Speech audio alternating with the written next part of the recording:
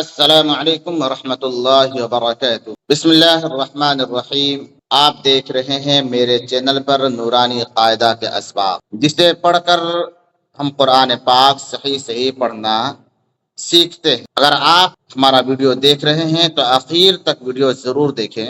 یہ ایسا قاعدہ ہے جو سامنے دکھ رہا ہے، جسے نہ کرنے پر پڑھنے میں، قرآن کو پڑھنے میں جو خوبصورتی پیدا ہونی چاہیے وہ نہیں ہوگا۔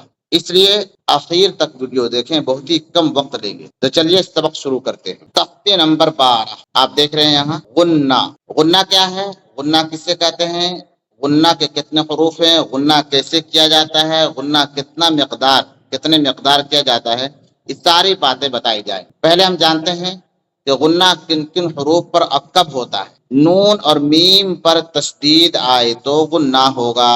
غنہ کسے کہتے ہیں؟ ناک میں تھوڑی دیر آواز روکنے کو غنہ کہتے ہیں۔ غنہ کی مقدار 1 الف کے برابر ہے۔ غنہ کے 2 حروف ہوئے، ایک ہے نون اور ایک ہے میم۔ غنہ کب ہوگا؟ جب نون اور میم پر تشدید آئے، اور تشدید کے بارے میں پچھلے سبق میں بتایا گیا ہے کہ تشدید کیسا ہوتا ہے، تشدید والے حرف کو کیا کہتے ہیں اور کتنی مرتبہ پڑھتے ہیں۔ غنہ کہتے کسے ہیں؟ غنہ کہتے ہیں ناک میں تھوڑی دیر آواز روکنے کو، لے جانے کو نہیں، روکنے کو غنہ کہتے ہیں۔ غنہ کی مقدار 1 الف ہے۔ کتنی دیر غنہ کرنا ہے؟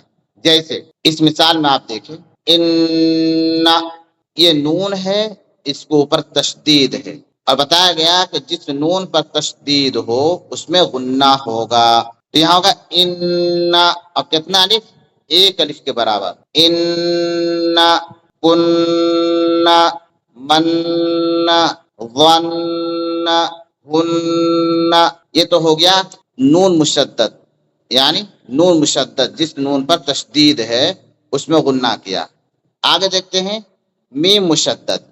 میم مشدد میں بھی غنہ ہوگا۔